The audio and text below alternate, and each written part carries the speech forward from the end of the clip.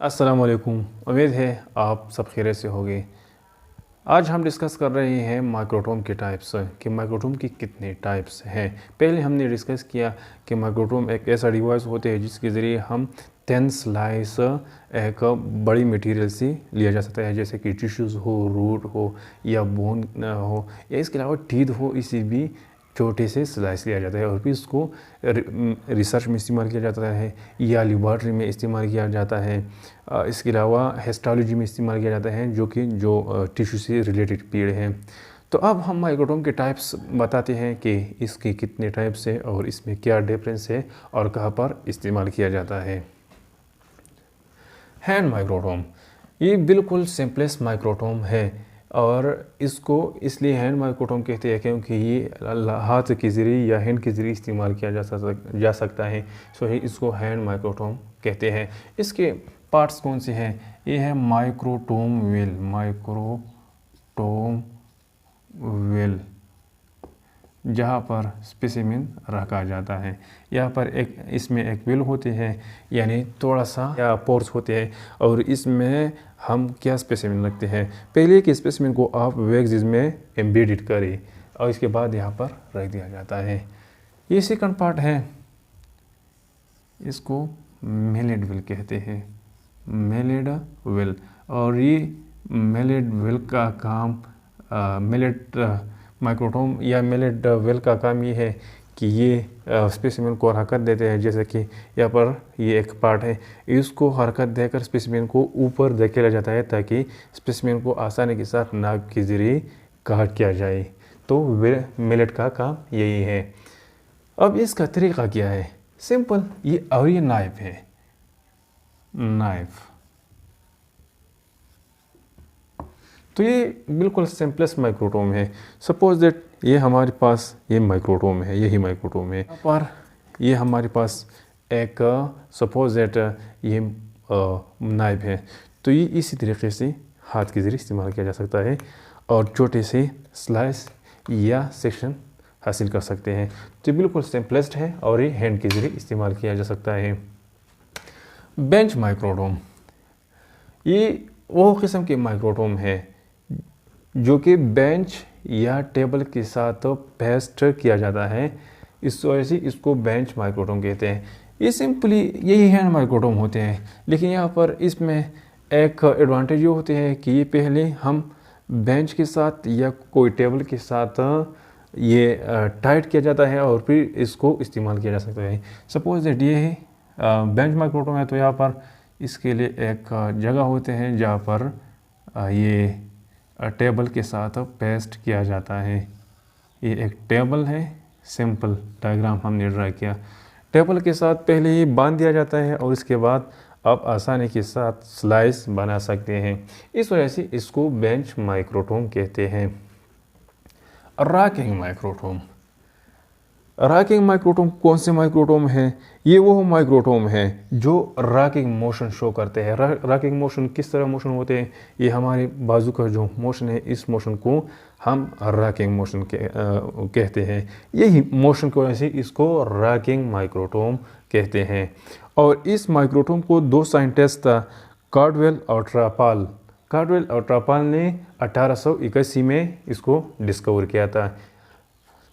अब इसका प्रोसीजर क्या है? सपोज दैट ये सिंपली हमने इसका डायग्राम ड्रा किया है।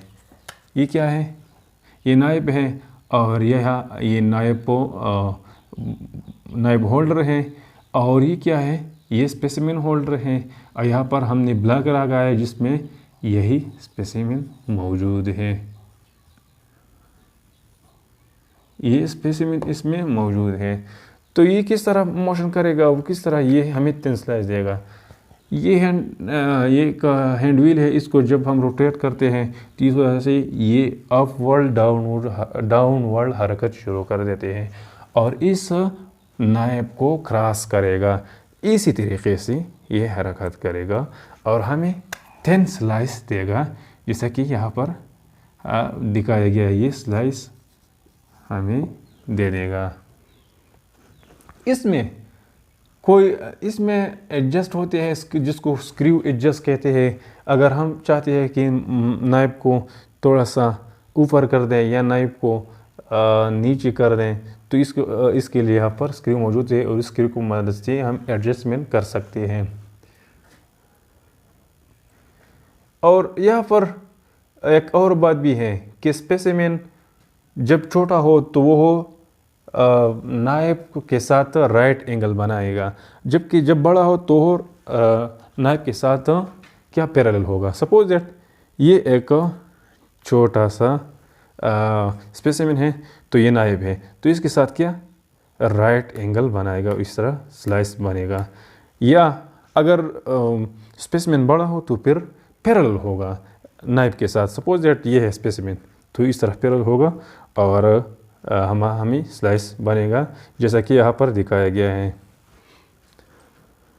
स्लेज या स्लाइड माइक्रोटोम ये किस किस्म के माइक्रोटोम है? स्लेज और स्लाइड माइक्रोटोम को इस वजह से कहते हैं, इसको नाम दिया गया क्योंकि ये यहाँ पर या स्पेसिमेन स्लाइड करेगा या नाइफ स्लाइड करेगा, इस वजह से इसको स्लाइड माइक्रोटोम कहते हैं। यहाँ पर सिंपल स्ट्रक्चर बनाया गया है।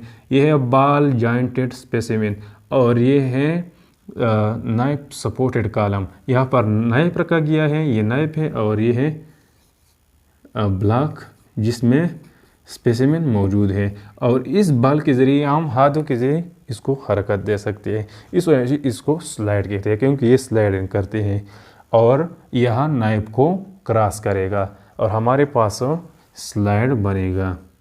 इसी तरह स्मॉल स्मॉल स्लाइस और ये स्लाइस 0.5 से लेकर 5 माइक्रोमीटर तक इसके थिकनेस हो सकते हैं। इसको क्या कहते हैं? स्लाइड या स्लेज माइक्रोटोम।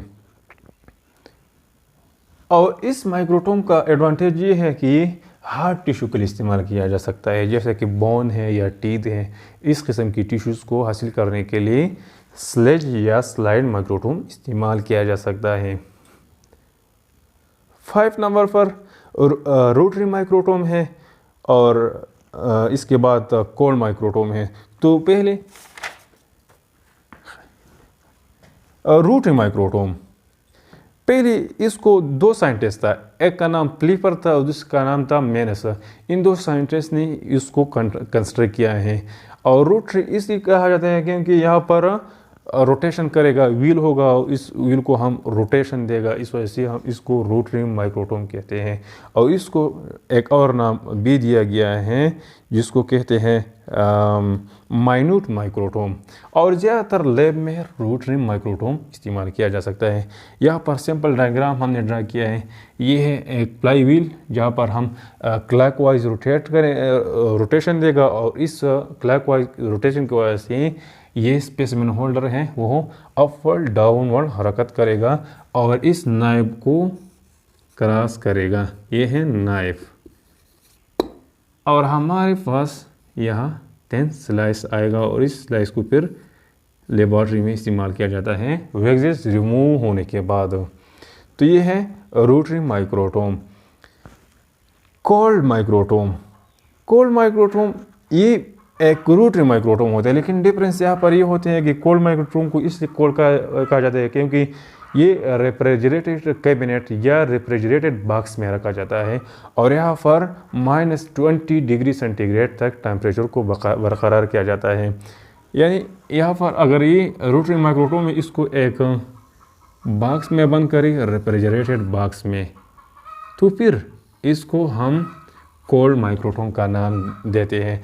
और ये प्लाई व्हील या हैंड व्हील ये बाहर होता है और यहाँ पर टेम्परेचर को बरकरार रखने के लिए जो प्रोसेस होते हैं वो भी बाहर होते हैं ताकि आसानी के साथ टेम्परेचर को कम किया जाए या बढ़ाया जाए। और इसका एक एडवांटेज ये है कि इसके इस्तेमाल में वैक्स का कोई ज़रूरत नहीं होती क्योंकि यहाँ पर टिश्यू होते हैं वो कोट किया जाता है और वो खुद ही आइस की वजह से वो एक ब्लॉक बनाते हैं और इस ब्लॉक को आसानी के साथ क्या करते हैं, हम इसी से स्लाइस हासिल कर सकते हैं और ये बाहर से कंट्रोल किया जाता है।